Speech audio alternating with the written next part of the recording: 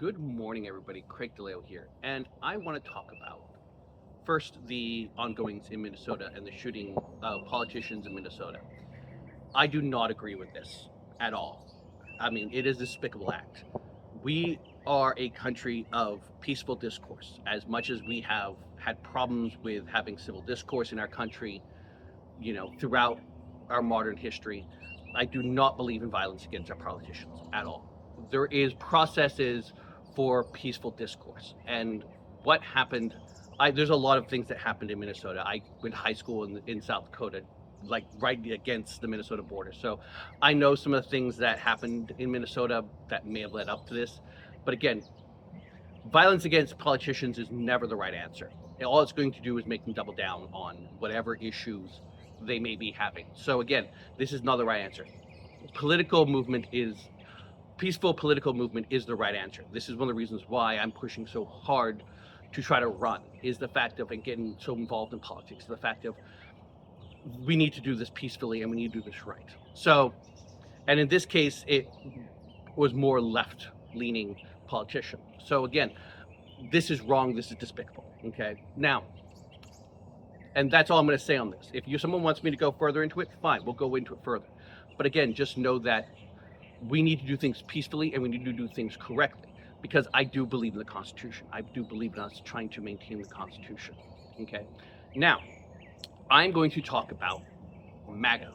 Okay, and what MAGA, in my opinion, should have meant. Okay, make America great again. Okay, now I say this as someone who is, again, I keep saying that I'm new to this country. I grew up up until I came, and again, go find some of the people I went to high school with. I was not considered. I grew up outside the U.S. I didn't come back to the U.S. until I was almost in high school. I was middle school, high school when I came back to the U.S. So I grew up outside the U.S., seeing Reaganomics outside the U.S. I was an American citizen, but I grew up outside the U.S. thanks to my father's military service. So I see when I listen to international news and I hear the way the international news sees us, I understand what a lot of the rest of the world is saying. Now, I'm going to talk about, and again, I hate how much I dog on him, Mr. Trump leaving the G7 summit in Canada a day early. He says that he got everything he needed done. The problem is again, he's ending civil discourse. And this is my problem. He's taking a bully pulpit position when it comes to discussions. Yes, they were there to discuss Israel and Tehran or Iran. Again, we need to have civil discourse. We need to have discussions. We need to stop and listen. And this is the problem, is I was always taught, and again, this is my military leadership. You always have to listen when you have the opportunity. There are times in combat where you don't have the opportunity to sit and listen. And that's understandable. You as the leader know things that the rest of the public and the people you're leading don't know, and that's absolutely fine. There are times when you don't have the opportunity to explain yourself, and that's absolutely fine. Those situations are different. However, when you have the opportunity to sit down, have discourse, and explain yourself, so that and again, I'm going to use the word troops, but your juniors have the opportunity to be shown and taught and nurtured, so that you can tell them and show them why you make the decisions you have and make the decisions you make, you grow your next generation of leaders. This is what makes military leadership brilliant. When you have good, I remember, and I'm going to forget his name, and that's fine. I had a first class chief who he made a choice about disciplining a junior troop that I had worked with, who I absolutely could not stand. He was absolutely a horrible person, or sailor. He was a horrible sailor. And he did something that we had the ability to literally process this sailor out. We could have literally raked this kid across the coals. And he said to me, and I heard about the decision he made and the fact that he let him slide. And I asked him, hey, Chief, I heard about what happened. Please, with all due respect, can you explain it to me? What, let me understand what happened. What was your logic process? And he's like, here's the answer. He's geared up for deployment. He's about to deploy. He's less than 6 months from deployment, okay? One of two things is going to happen in that deployment. Either it's going to be a catalyst for change. It's hopefully going to be a catalyst for change, and he's going to see, and he's going to fall in line during that. He's like, do you think I didn't make his life hell? No, absolutely. I made his life hell. I punished him for that. I just didn't take it to I'm going to take him to court-martial like I could change. And he's like, if I did take him to court-martial and process him down and push him out of the military, what would be my answer? And he's like, guess what? What I would do is all I would be punishing is every other sailor underneath my command. Is because guess what? I'm now going to have to process that sailor out. I'm going to now have to replace him with little to no time for training, possibly someone who's already deployed before, and that sailor is, and again, this is Mardiv, so it's almost all males for deployment purposes. But I'm now going to have to put another sailor into that spot, and now they're going to be at a disadvantage for deployment. They're not going to be ready for a deployment. They're going to have to cut their life short. Every plan they had for the next 6 months to a year is going to have to be on a hold. So it's going to just punish them as well. So guess what? I'm not going to do that, because even if he comes back and he has the same behaviors, guess what? I still have the ability to punish him when he gets back. I still have the opportunity if he hasn't fallen in line and he continues to show his behavior of being a bad sailor. This is exactly where things at. He stopped and listened. He listened to my opinion. He educated me on his, in military leadership. He trained me. He nurtured me. Even though me and him, I'll admit fully, me and him did not get along at all. We were constantly butting heads because we had different priorities. We had different leadership styles. But again, he took the opportunity to nurture me. This is exactly where I'm at with MAGA, is the fact of making America great does not mean we get to be a bully pulpit. We don't get to be, screw you guys, I'm going to do what I want. That's not effective leadership.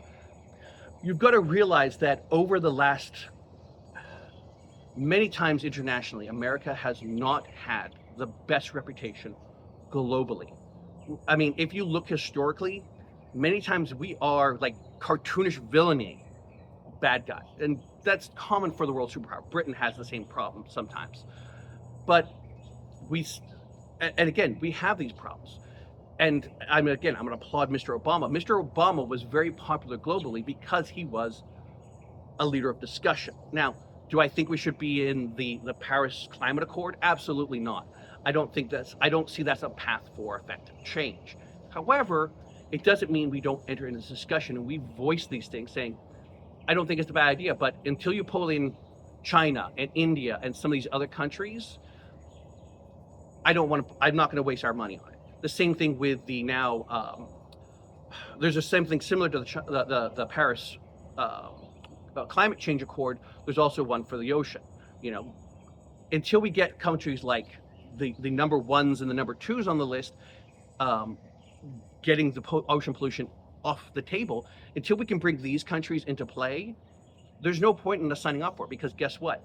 We're not going to effectively make a change for these global issues until we get the number one and number twos off the list. So again, I'm all for supporting it, but again, show me it's going to work. And that's the thing. I don't support the Paris Climate Change Accord until we can bring India and Paris and these top fives off the list. If we can get these guys to sign on, great. I'll enter into discussion. I'll waste our money on it. However, show me it's going to work. And this is the problem. I don't feel, and I'm going to use I feel statements, I don't see President Trump having those discussions. And I don't see him, even in his first presidency, he's doing good things for us. I believe in closing the borders. Please close our borders. That's one of the reasons why we're in the ICE situation we're in. We want ICE to have, 3,000 arrests a day. If we've closed the borders, guess what? We can't have 3,000 arrests a day, because guess what? There's not that flood across the border again. These are things that make sense. And the problem is we don't have enough people, which again, this is where the president and all of his cabinet, they're all are the same mentality as President Trump. They don't listen well enough to the people that are on the ground level. And this is the game where there's a difference between a boss and a leader. A leader can listen to these things, and they don't have to make a change, but they at least stop and listen to what's going on. And this is the difference between a boss and a leader. A leader has the ability to at least take in those criticism, at least take in that input from someone who is well below them, and take these information in. Doesn't mean you're going to change your mind, but at least you've listened to it. You've at least taken that information in, and you've processed it. So, and I think this is where we're wrong, and I think this is why we're failing right now in this presidency. And this is where I applaud, again, as much as I didn't agree with a lot of President Obama, Mr. Obama was saying, is he at least seemed to listen to everybody. And again, this is what made Reagan, in some ways, good, was the fact that he listened down more.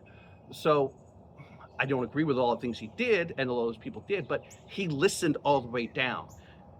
And again, this is the difference. So, and this is where I'm at, is we as politicians, and the politicians need to stop self-serving, stop listening to the loudest voice, and start listening to their individual constituents at their level, their local area. And again, this is where we're at. And I'm hoping, again, I'm pushing this down to you guys so that you can understand where the problems are, so that we as a constituency, we as American people, can start working at effectively changing the answer and create effective change. And pushing this No Kings discussion is effective. This is how we fix these problems, is because this No Kings movement, again, we crossed that 3.5% threshold. We are now getting to the point where, as long as we continue that push, we have the opportunity to have effective change. So again, congratulations, people. Keep pushing. We are in a space where we're going to start making change if we continue and we have that homogenous push for change. So again, I love all you all. Have a great day. And I love all my shipmates. Have a great day. And I hope to speak to you again soon.